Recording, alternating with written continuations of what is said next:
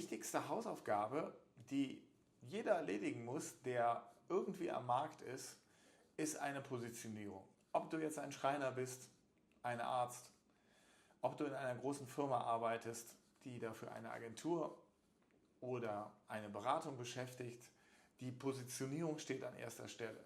Wofür stehe ich? Wer will ich sein? Wie will ich mich geben?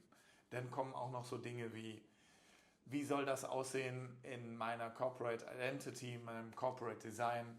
Wie will ich mich darstellen? Später noch so Sachen wie Corporate Wording und so weiter. Aber alles wird von der Positionierung abgeleitet. Und die größte Schwachstelle dabei ist das Abgleichen an der Wirklichkeit.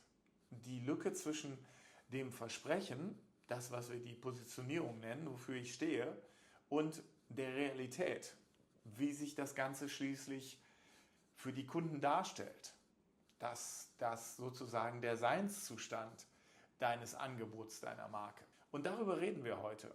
Denn ich glaube, diese Lücke wird heute sofort und gnadenlos aufgedeckt. Warum kann ich davon reden? Ich mache das seit 20 Jahren. Ich mache seit 20 Jahren Positionierungsarbeit für kleine, für große Firmen, für große Telekommunikationsunternehmen. Ja, es gibt da die großen drei, für die habe ich alle schon gearbeitet. Ich wurde gerufen, um Positionierung zu machen, um Zielgruppen zu definieren, um Positionierungssysteme nach Unternehmenszusammenschlüssen zusammenzubringen. Ich wurde auch wiederholt gerufen, also allzu schlecht kann es nicht gewesen sein, was ich da gemacht habe. Und ich liebe das. Ja? Deswegen bin ich wahrscheinlich so gut drin, weil ich das echt super gerne mache. Was muss man da tun? Man muss sich die Zielgruppe angucken. Das ist meistens nicht die Zielgruppe, das sind mehrere.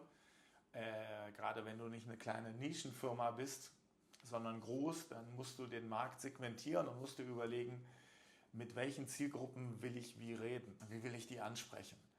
Und das mache ich nicht alleine, da gibt es meistens ein Team, da habe ich jemanden mit dabei oder ich mache das mit Leuten, die schon in der Firma arbeiten, mit den Stakeholdern, die alle natürlich mitreden wollen und mitreden müssen.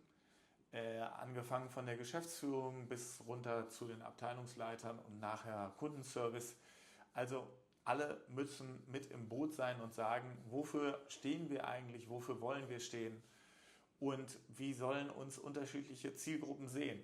Sollen die uns als bodenständig, als nahbar erleben oder vielleicht als total verrückt, crazy, innovativ, disruptiv. Ja? So, und dann muss ich dann immer hart durchmoderieren, dann muss ich dann immer mit den Leuten darüber sprechen, ob sie nicht einfach irgendwie eine Wunschzielgruppe im Kopf haben, die nichts anderes ist als eine Projektion ihrer selbst. Also, sie sehen sich selbst, kennen sich selbst, sagen, wow, ich bin total technikaffin, ich will immer das neueste iPhone haben, ich muss immer den neuesten Fernseher haben und die höchste Bitrate, die verfügbar ist und so weiter und so fort. Ich bin auch ein bisschen so. So, und das projizieren dann Führungskräfte dann gerne auf die Kunden, die sagen, die wollen wir, dass die auch so sind. Ja? Die sollen auch total Innovationen total geil finden, das wollen wir haben. Und so, den Zahn muss man dann eben oft ziehen, weil es kann ja sein, dass es diese Zielgruppe gibt, die so sind wie diese Führungskräfte und ich auch, aber das sind halt nicht so viele. Da kommst du ja gar nicht auf die Stückzahlen. Also diese Zielgruppen zu verstehen, das heißt eben ihre Needs, ihre Bedürfnisse, ihre Werte, wofür stehen sie, wie sprechen sie, was ist ihr Sprachstil, was ist auch super wichtig, dass wir dann wissen, wie wir schreiben sollen. Sollen wir sie duzen, sollen wir sie siezen, auch welche Bilder sie mögen. Und damit gibt es regelmäßig hochinteressante Versuche, dass wenn man allein in einem Banner, in einer Ad das Bild austauscht, so dass es besser zur Zielgruppe passt, dass dann doppelt so viel geklickt wird, weil eben das Bild zu den Wahrnehmungs- und Entscheidungsgewohnheiten der Zielgruppe spricht. Furchtbar interessantes Thema, aber man kann auch viel falsch machen. Also falsche Personas, habe ich gerade schon gesagt. Die Personas werden total wischiwaschi formuliert, ja, dass sie überhaupt nicht passen.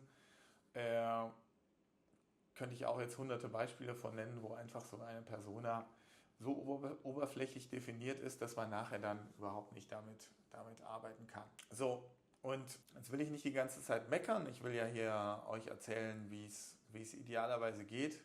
Die Positionierung funktioniert dann, wenn es im Unternehmen genug Menschen und genug Menschen mit Wirkung gibt, die diese Positionierung von innen heraus sind. Ja?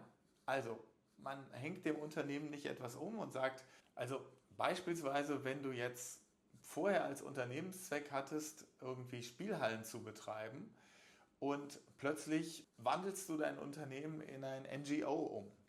So, und die Außendienstmitarbeiter fahren aber nach wie vor mit irgendwelchen Assi-Sportwagen durch die Gegend und haben eigentlich mit einem purpose-orientierten Unternehmen überhaupt nichts zu tun. Extrembeispiel.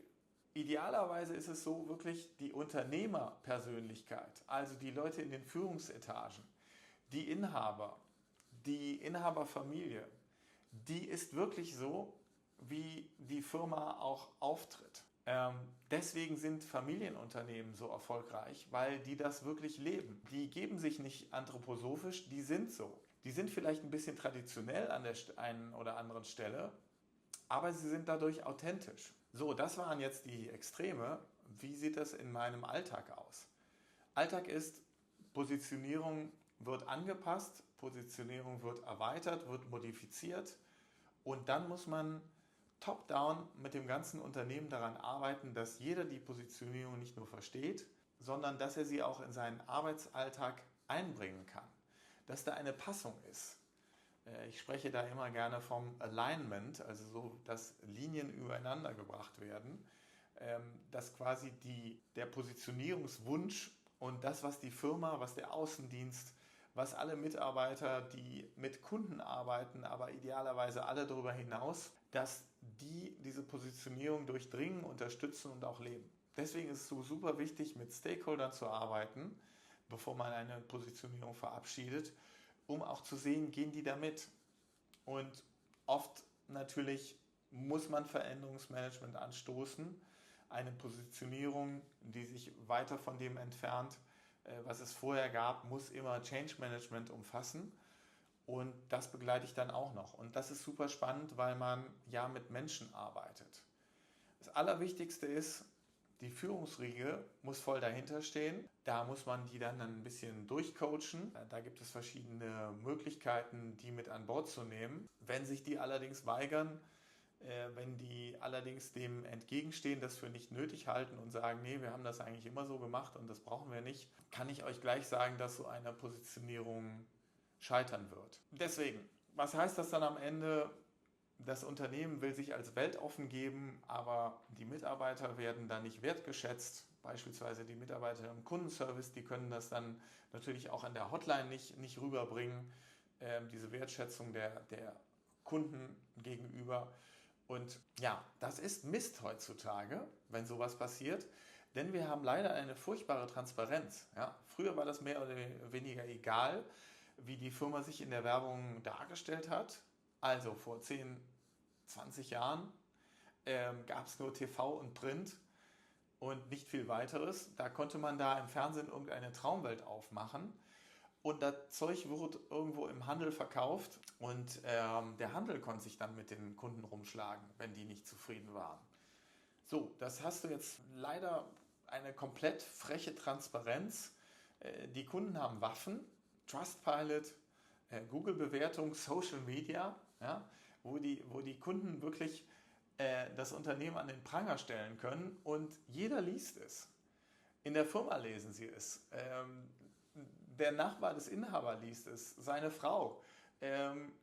Der Aufsichtsrat sieht, wie werden wir denn da wahrgenommen? Da müssen wir aber etwas machen. Wir haben eine wahnsinnige Transparenz und Unternehmen können sich nicht mehr leicht so verkaufen, wie die Kunden es hören wollen und sie es aber gar nicht sind. Unternehmen müssen in einer anderen Form, in einer ganzheitlichen Form denken, sonst gehen sie leider unter in diesen Zeiten. Und wie ist das bei euch in der Firma? Erfüllst du das als Führungskraft oder siehst du da bei dir einen Gap? Lass uns darüber sprechen.